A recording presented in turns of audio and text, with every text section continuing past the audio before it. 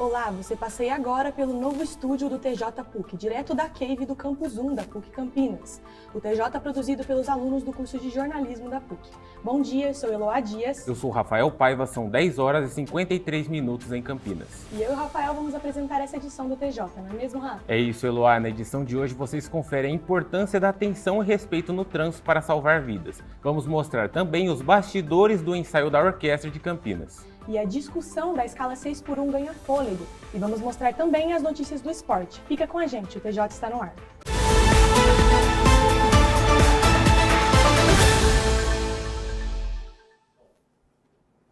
Bom, quase todo mundo sabe que a atenção e o respeito no trânsito são importantíssimos para salvar vidas, né? A maioria dos acidentes são causados pela falta de atenção e pela violência no trânsito. A reportagem é de Leonardo Nardi. A campanha do Maio Amarelo é um movimento que promove a conscientização e responsabilidade no trânsito. O objetivo é de mobilizar a sociedade e diminuir o número de vítimas que sofrem acidentes em razão da imprudência dos motoristas. Nesse ano, o tema da campanha será: no trânsito, enxergar o outro é salvar vidas. Segundo dados da INDEC, 15 pessoas faleceram no trânsito em Campinas só no primeiro trimestre desse ano, o que ressalta a necessidade do movimento. INDEC, na verdade, no Maio Amarelo, o que a gente faz é mobilizar toda a sociedade, sensibilizar toda a sociedade para dar visibilidade para essa questão da segurança viária, mas a gente também dá visibilidade a ações que a gente já realiza o ano inteiro, né? Então, o Maio Amarelo a gente congrega uma série de ações de mobilização e dá mais visibilidade para o que a gente faz, mas o trabalho é permanente, tanto em educação, como em fiscalização, como em engenharia e segurança viária. De acordo com a INDEC, houve redução de 40% no número de óbitos no trânsito do primeiro trimestre de 2025 para 2026. Porém, dados divulgados no InfoSiga SP mostram 599 sinistros até março desse ano em Campinas. Durante o mesmo período de 2025, o número foi de 506 acidentes, registrando um aumento de 18% nos casos. A maioria das infrações de trânsito ocorre por excesso de velocidade e de avanço ao semáforo vermelho. Apesar da redução no número de óbitos no trânsito de Campinas, a população tende a não se sentir segura no trânsito, ainda mais com a persistência da imprudência dos motoristas. Vejo direto, o tempo todo a gente vê. O pessoal não respeita muito o pedestre quando vai passar na faixa. Às vezes acha que pode passar e passa. Acontece muito acidente por causa disso ultimamente. No trânsito, o principal problema continua sendo o comportamento dos motoristas. A empatia e a prudência para seguir as regras ao dirigir são essenciais para conscientizar a população. A disseminação dessas condutas por meio das campanhas do Maio Amarelo pode tornar o trânsito mais seguro para motoristas e população, com mais cidadania e responsabilidade. A cesta básica em Campinas, no mês de março, apresentou um aumento de 7,81%, variando de 3,84% em relação aos meses anteriores, segundo o estudo feito pela PUC Campinas. O aumento se deu principalmente pelo tomate, sofrendo forte variação de 34%, além de carnes e feijão que encareceram. A pesquisa também indica que a alta não foi um fenômeno isolado em Campinas, assim como em outras capitais do país. Vale a pena pesquisar, né, Luá? Sem dúvida. Para quem quer ir no mercado e quer economizar, é fundamental a pesquisa. Mas, Rafael, você sabe o que tem daqui 2 dias mesmo? É o Dia das Mães, Eloá, dia 10 de maio. Eu já comprei o presente para minha mãe. Você já comprou o presente para sua? Eu ainda não, mas muita gente já. E com essa data especial chegando, a movimentação no comércio aumenta e o preço também. Quem traz as informações para a gente é a nossa repórter Helena Nadalucci.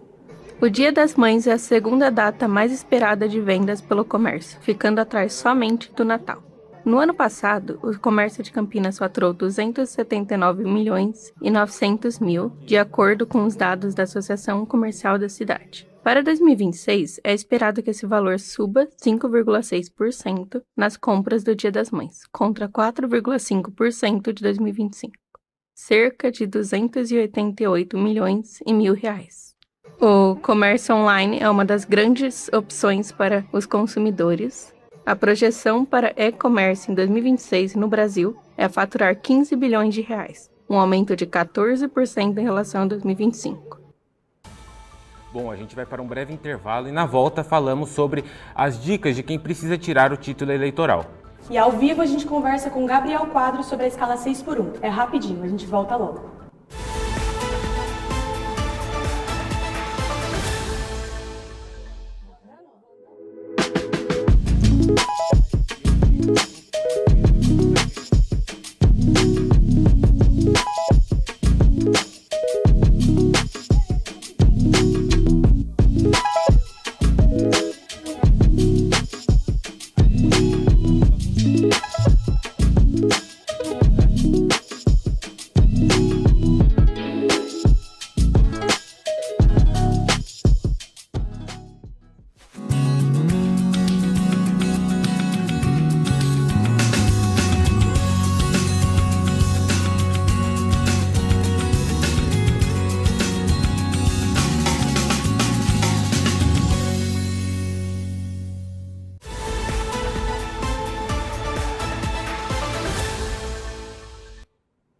Já estamos de volta e você confere agora as informações sobre a situação eleitoral para quem perdeu a data para tirar o título.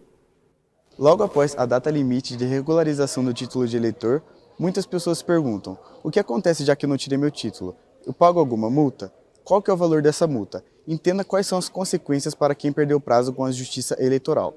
Se você não tirou seu título, você não vai conseguir votar. Se a situação dele está cancelada ou suspensa, também não será possível exercer o voto. Além de que, você não vai conseguir obter passaporte nem carteira de identidade e não vai conseguir participar da concorrência pública, além, claro, das multas, que podem variar no valor de R$ 3 e R$ 35, dependendo da análise do juiz eleitoral.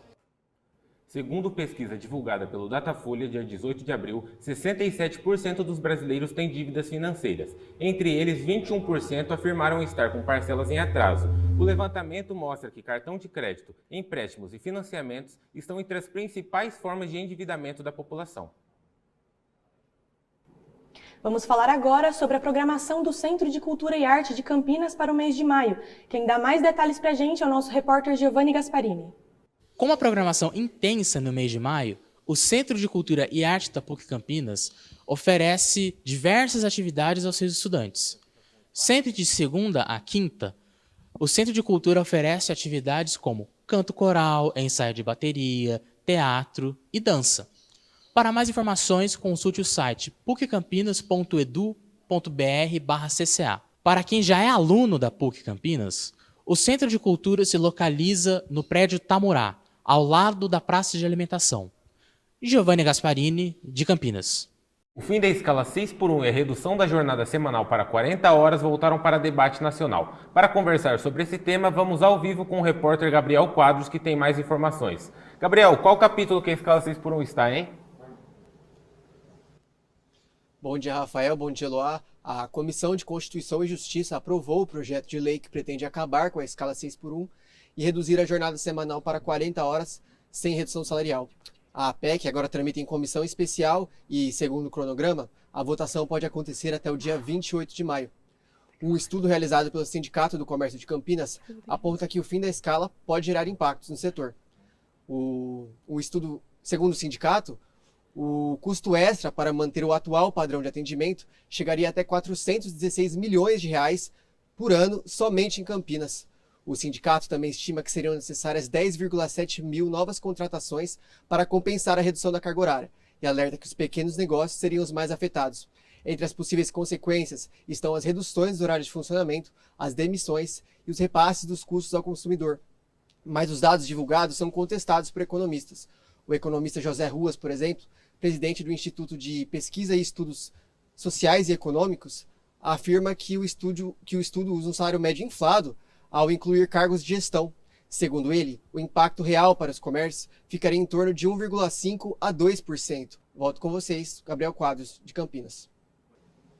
Obrigada, Gabriel. Agora vamos falar um pouco sobre cultura, arte e música. Você já parou para pensar o que acontece por trás das cortinas de uma orquestra? Eu nem imaginava. E quem conta pra gente dos bastidores da Orquestra de Campinas é a repórter Lorena Cruz.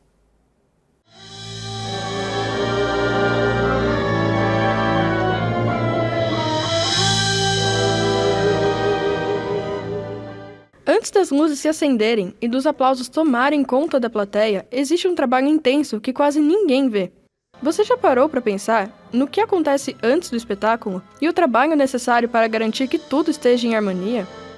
A Orquestra Sinfônica Municipal de Campinas é um dos grupos mais tradicionais do país e é aqui que a mágica acontece. Os músicos ensaiam 4 vezes por semana no Centro de Convivência de Campinas. Aqui eles estudam as partituras e recebem as orientações do maestro. Cada ensaio é um passo na construção do espetáculo final. Ao todo, são 59 músicos que compõem a orquestra, cada um com um papel essencial para garantir a harmonia final. Entre repetições e ajustes, a música vai ganhando forma a cada nota. Cada concerto, ele começa a ser concebido geralmente no ano anterior, né? A orquestra faz uma programação anual, então é definido quais as peças vão ser feitas. Então, em dezembro você já tem aquela programação que naquele fim de semana, naquela semana, vai ter aquele concerto. Aí começa a preparação, então a separação das partituras, se são disponíveis, se tem que ser compradas ou alugadas. ou cedidas por outra orquestra, aí vem para cá. Aí a gente manda no arquivo para os músicos começarem a estudar. Para na semana do ensaio não ser uma semana de aprendizado, mas de aperfeiçoamento. Mas mais do que montar um concerto, o trabalho também ecoa fora dos palcos. E é na relação com o público que a música ganha um novo significado. Nossa sensação é a melhor possível. Realmente é muito gratificante para nós músicos, para a orquestra como um todo, ver a resposta do público com aplausos calorosos, emocionados. Essa é a nossa missão, a divulgação e propagação da música em todos os seus sentidos. Com a primeira apresentação, no dia 15 de novembro de 1929, a orquestra carrega uma história marcada pela tradição. Mas também se renova, incorporando novas linguagens e músicas em seu repertório. É uma especialidade, né? Eu acho que a música popular brasileira tem uma qualidade tão bonita de rítmica e melódica, as harmonias, os acordes, né? Que ela se presta muito a esse tipo de tratamento. É como se o Brahms pegasse uma música do Milton Nascimento e orquestrasse do jeito dele. Então é muito natural você ter a nossa música sendo trabalhada de uma forma sinfônica, assim. No fim, o que o público ouve e sente nos espetáculos é resultado de muito mais do que notas. São horas de dedicação, trabalho e paixão pela música, um esforço coletivo que começa muito antes do primeiro acender das luzes.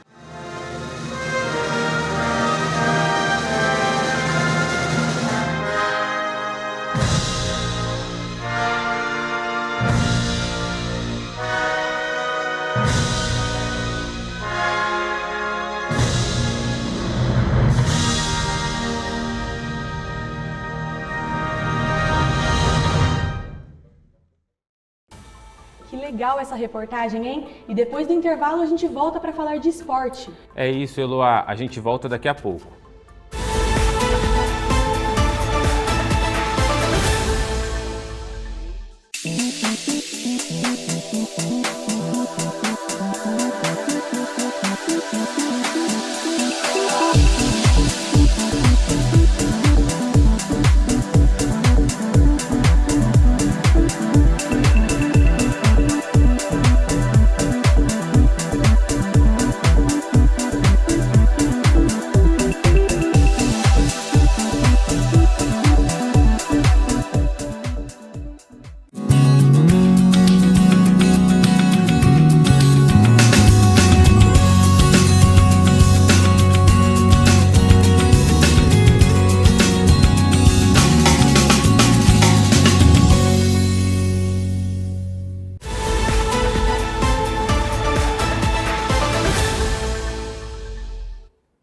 A Taça das Favelas entra na fase decisiva nesse mês de maio. A competição reúne comunidades da nossa região. Quem tem mais informações é o nosso repórter Pedro Valentim. A Taça das Favelas segue movimentando o futebol nas comunidades de Campinas. O campeonato iniciou dia 18 de abril, reúne 48 equipes e tem final prevista para o dia 30 de maio. Os jogos acontecem no final de semana com fases eliminatórias, passando pelas oitavas, quartas, semi até a grande decisão. Além da busca pelo título, a Taça das Favelas abre espaço para que os jovens mostrem seu talento e visibilidade no futebol.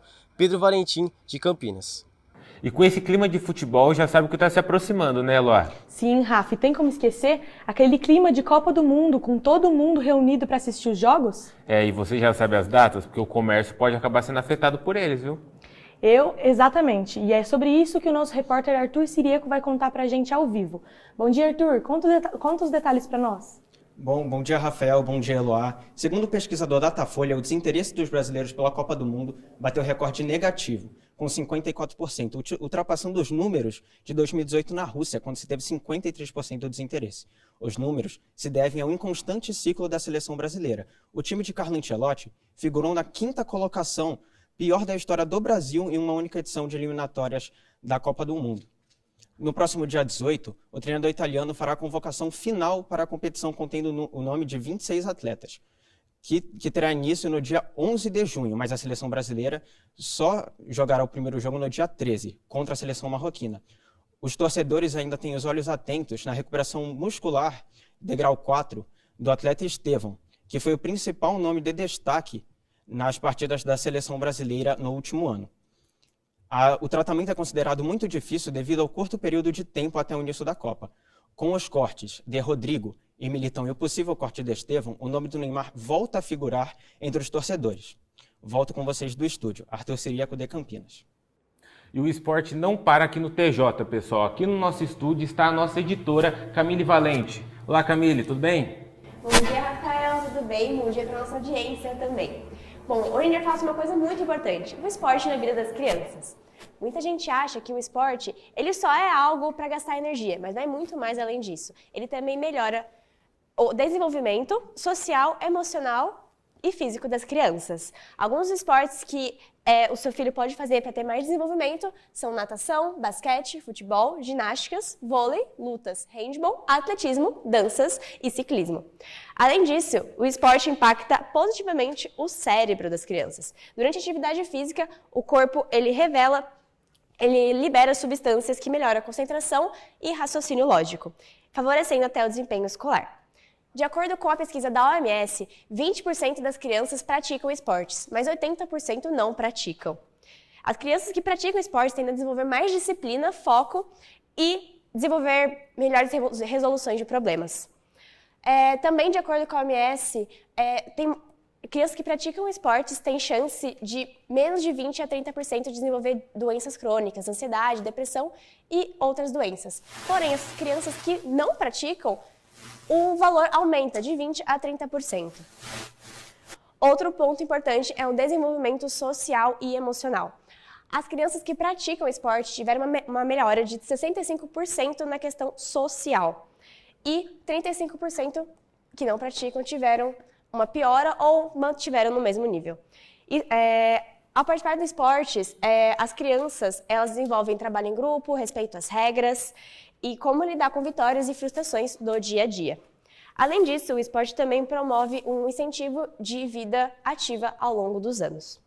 Por isso, incentivar o esporte na infância é investir não só na saúde física, mas também no desenvolvimento completo da criança, físico, mental e social. Bom, por hoje é só. Muito obrigada. Volto com você, Luá. Obrigada, Camille. E assim termina essa edição do TJ. Agora são 11 horas e 8 minutos em Campinas. A gente espera que tenham gostado. Acompanhe a gente nas nossas redes sociais também, @jornalismopuc com 2 Cs. Isso mesmo, obrigado e até a próxima.